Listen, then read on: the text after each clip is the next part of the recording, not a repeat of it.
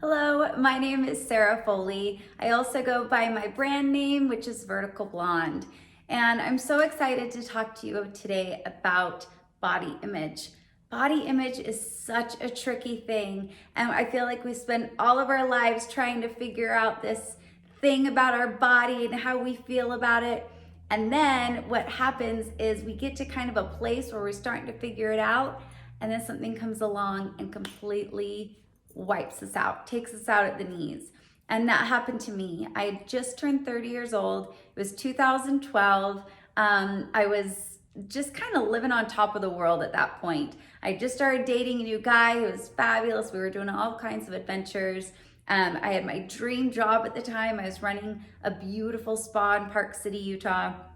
I was making more money than I'd ever made. Lots of great friends and family. I was just kind of living the high life. And in September in 2012, we went on yet another one of our great adventures down to Bryan Head, Utah, southern Utah. And while we were there, we went out on four-wheelers with another couple. At one point, the guys went on up ahead to make sure it was safe for the girls. We were on just like a really easy fire access road. And we see the other guy waving us up, "Come on, you're good, you're good." And what we didn't know was that my boyfriend, Sean, was coming down around the bend to let us know that it was okay. So I went up ahead first and the other girl behind me. As I came around the bend, I saw Sean coming full speed at me on his to come get me to let me know it was safe. And I, without having much experience on an ATV, I jerked the handlebars to the right, get off the trail, hit a ditch, started flipping, and it snapped my back instantly. Total paralysis from the rib cage down. And you can imagine, his detriment after watching that, and also feeling just completely guilty and like he was responsible for this. So our healing journey was an extreme one. There was a lot of emotion involved. There was a lot of physical healing to take place. And while in the hospital, the one thing that I really wish would have been, instilled a little bit more, actually a lot more, is the mind-body connection, to keep those connections alive. And it just like goes what they say, if you don't use it, you lose it. And when you don't have that connection with your mind body, with your soul, with all those great things that make us who we are, we start to lose that connection with ourselves. And so through the healing process, it was really interesting to watch me with my body image. Looking back kind of in retrospect, I really had a hard time when it came to getting dressed for work. I went to work really quickly after I got hurt. Within about 6 months, I was back to work running the spa again. And I would get ready every day in like my professional attire, and I would look in the full length mirror and it just wouldn't feel right. It just felt off. And I remember just really struggling with the full length mirrors. I could look up here, I could keep it all good up here. And then it's like, don't pay attention to what's happening below the curtain. Like it was just, there was such a disconnect between what I saw up here and what I saw down here. And what was also starting to kind of creep in a weird way was all the stereotypes I had around disability. I had not experienced anyone in my personal life with a disability. I really hadn't, unless they were maybe elderly or struggling with mobility, but there was no one in my life that actually had a disability. So I had no frame of reference other than the general stereotype. General stereotype is not a pretty picture. I call it all the uns of life. There's the unemployed, the unattractive, the unmotivated, like all the uns, unhealthy, all those things started creeping into my head that I was somehow, that was my destiny. I was destined to be all of those uns. No matter what I did, I was now lumped into that group. And in my brain, I thought there's nothing I can do about that. But it didn't feel quite right. So, it was kind of like I couldn't put some of the old things that I used to think about myself in the same sentence. I was fit, now I'm in a wheelchair, fit, wheelchair. They didn't go together for me. Sexy, wheelchair, they didn't go together to me. So there was these big disconnects on the words that I finally come to grasp within myself. I was great into like kickboxing and things like that and feeling really good in my skin. And now there was a disconnect. And so it was also really interesting because you could see this in photos. For a long time, a wheelchair was not even allowed in photos. In fact, Sean and I got married on the anniversary date of when I got injured, 2 years after the accident. We were in a lot of denial. Let's just say that. We were trying to make it a good day, like pretend that didn't exist. But for the photos, we went to Hawaii to get married. And we got married on a beautiful beach. And literally, Sean just picked me up, carried me across the sand, put me down on a rock, picked me up, put me on another rock. And that's all you saw in the video. And I even gave strict rules to my photographer and videographer, wheelchairs not allowed in a single photo.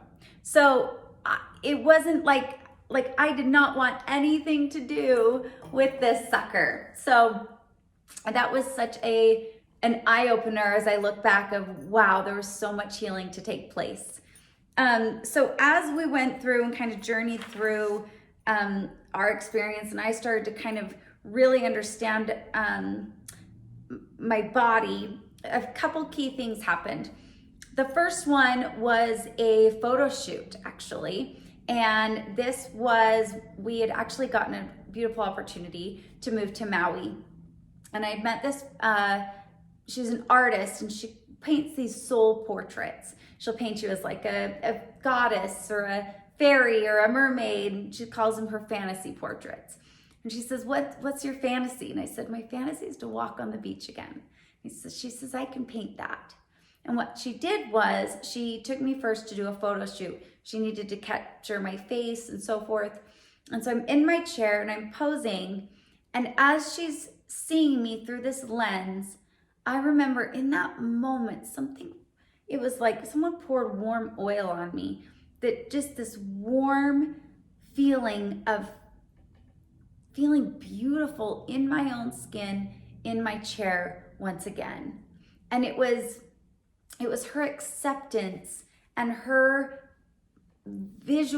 seeing me in that way brought that to life. And it was this acceptance and this permission to feel beautiful again in my chair. It was such this open door to have permission to do so. And then the next thing that took place was about a couple years after that, I had started to gain quite a bit of weight. I was eating my feelings. I was not active. I didn't know how to exercise now, being in the wheelchair. Weight was starting to pack on. And I would go through the parking lot over and over at this one gym. Like, one day I'm gonna go in, one day I'm gonna go in. And finally, one day I couldn't take it anymore and I went in and I said, okay, I'm gonna work with a personal trainer, because then I won't feel like people are staring at me. Someone can help me figure out how to use the machines and we'll go from there. And I said, I need someone that's gonna kick my butt, someone that's going to get creative, and someone that's gonna really help me get to my goals. And out walks this guy, Jake. He's like 6'6", he's so tall. And he's like, let's get to work. And we did, and every single day I showed up and he saw me as just a person, a client that had a goal. It had nothing to do with the disability, had nothing to do with lumping me in with adaptive sports or whatever. It was just me as a person. And I think the key indicator for both of those situations was that someone else saw me for me. Had nothing to do with the disability. And I think that can also kind of be a detriment a little bit in the disability community, because we want to get active, we want to do different things, so we get lumped in to do these adaptive events, and yet the only common denominator that we have in common is that we have a disability. And frankly, we are all so different across the board. And that was the thing that was killing me. I didn't feel like I belonged anywhere. I didn't feel like I belonged in my old life because no one understood what I was going through, and having all these new, like, figuring out my body all over again and how to navigate bowel care and all these weird things. Yet then when I'd go to the disability community, I'm like, well, they don't understand me. They don't do fashion. They're not hanging out. Like, they're not doing the things that I'm interested in, doing the spas. Like, I was very girly and I was not interested in at all about adaptive sports. And that was kind of the only thing that was really bringing us together. So I think these two key indicators was that I was seen as a person. I was not seen for my disability. I was seen as a person with a fantasy, with a goal, with a vision, right? To walk on the beach. Another girl was to be a mermaid. Mine was to walk on the beach, right? Same situation, one person with a vision to paint. And then with my personal trainer, it was a client with a goal to really fall in love with her body again, to get really fit. I wanted to be able to do one pull-up. Now I can rack them out like nobody's business. And what was really, really interesting was that I got into the driver's seat at that time because I started going to therapy for the first time. I started doing personal development books, events, seminars. I did my fitness through with the gym at the personal trainer. And I was also really working on my soul. I was going to support groups for Codependents Anonymous. I was embarking on meditation and prayer and different things to sort of light me up and figure out what does light me up. What am I interested in? I just started taking the disability out of the equation and started to see me as a person. To see me as a woman that had something that she needed to overcome, something that was disabling her. And it was, I feel like my biggest disability was seeing that I wasn't a full person anymore. And as I did go to that therapist, I consider her like a medicine woman. She just was this beautiful soul. And one day I went in and I was like, so when am I gonna be done? Like, how long does this stuff take? And she just kind of laughs and she says, there's a part of you that may never be over it. And that's okay. And there it was, yet another piece of permission. You don't have to be over it completely before you start enjoying your life. The first step is just acceptance. It's accepting the fact that it happened, not even the fact you like it, but accepting the fact that it happened. And from there, you can then get into the driver's seat because you're not in resistance of the new vehicle that you're in. But once you get in that driver's seat, then you can take yourself wherever you want to go. You start to see you as a person. What lights you up? Doesn't have to do with the disability. Has to do with you as a person. That is the kicker. That is what changed everything for me. I started seeing me as a person, just like these different people did in my life as well. And I think that when we start seeing in that way, we start to show up much differently. After that, I went through a crazy physical transformation, like night and day before and after photos. And like I said, I was also doing the mindset, the soul transformation, like it was like mind, body, soul, business, everything was being transformed, sense of purpose. And I started getting contacted over and over and over from other wheelchair users saying, how did you do it? And I noticed I was attracting a lot of the same kinds of females, the ones that felt like they didn't really have a place that they belonged anymore, place that they really wanted to be seen as a person first. And so I started the Disability Icon Fitness Program. It has now evolved since then. That was about 3 or 4 years ago now. But it's really about, it starts with getting yourself active and starting to stop using, I should say, the disability as an excuse. You stop using the disability as an excuse and you get in the driver's seat. Doesn't matter what you want to achieve, you still got to come to acceptance of where you're starting. And I think that's the hardest part, is that people are always in resistance, that this is their starting point. And you're just wasting energy that you could be spending on actually enjoying your life and driving yourself to where you want to go. So that was really, really powerful for me. I'd made some notes, so I want to make sure I don't forget anything.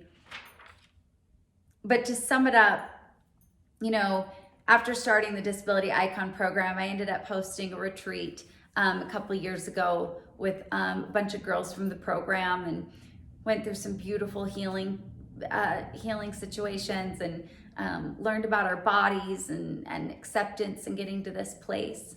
And we did two things. The first, we did a photo shoot called the Unleash campaign. And what we did was we actually wrote on our backs 4 words that we constantly say to ourselves that we'd like to remove. These are the negative labels that we put on ourselves. And then 4 words that we wanted to write then to replace the old ones. And it was this beautiful group that came in and helped to facilitate this. And as we watched each woman with the different words on her back, and they took photos first as she would say those ugly words to herself. Words such as broken, disabled, a burden, unworthy, crippled, unattractive, undesirable. And taking these photos, and you can see what that does to a person's demeanor when they're saying those things to themselves. Then one by one, they would go through this ritual where she would wipe the word off your back as you let out a deep breath. And as you let that breath out, it was the last time you're going to say that word to yourself. You're going to release it from your body. She did it one by one, each word, 1, 2, 3, 4. And then the photographer says, now I want you to say those beautiful words to yourself, such as powerful, beautiful, strong, sexy, unstoppable, a leader, unleashed, desirable, all these incredible words. And the women just came alive. Their faces lit up, their arms came out, they did all these beautiful motions with their body, and they were just alive. They were electric, they were glowing. And that is the power that the words we use have on us. So if you're saying those ugly words to yourself all the time, that's going to do that to your body, to your demeanor, to your energy, to your vibe. But when you change those words and you become unleashed and you really get in that driver's seat, what are the words that you want to say to yourself on a regular basis? Be intentional about it. That can change everything. And it did. We saw it change in an instant in these women. And it has lasting effects. These women have gone on to do amazing things. So it doesn't just start with that little bit of inspiration and go away. You stay in the driver's seat and you keep that momentum going. And then at the end of the retreat, we'd filmed the whole thing, and my director comes over. He had gone and done like personal little interviews with each of the girls. And he says, you know what's fascinating? He says, I did an interview with every single girl, and he said they all said the exact same thing in their own words, but they all said about the same thing. I just want to be seen for the woman I am and not the chair that I'm in. When you start to see yourself for the person you are, not the circumstance you're in. And then you start to get intentional about driving yourself to become the person that you want to be despite those circumstances. Everything can change. Your words have power. Acceptance is by far the biggest pathway to peace. And when you get in the driver's seat and start to see you as the person you are and the person you're meant to be, stop using that disability as an excuse. Get out of your own way and get in the driver's seat. I hope this serves you. I hope that something hit today that you needed to hit. I hope that it gave you a sense of awareness. I hope that it gave you a sense of just something else that you can do, a different perspective, a different way to look at this, and hopefully get you to a place where you truly see you for the person that you are and the person that you're meant to be. And maybe, just maybe, that disability was just what you needed to crack you open to do so. And I fully believe that is exactly what happened with me. So I want to hear from you. I'd love you to reach out and let me know if this touched you or resonated in any way. And you can reach me at Vertical Blonde on Instagram. It's blonde does have an E on the end, or you can go to verticalblonde.com and drop me a message as well. I really, really hope to hear from you and hope that this resonated in some way. Thank you.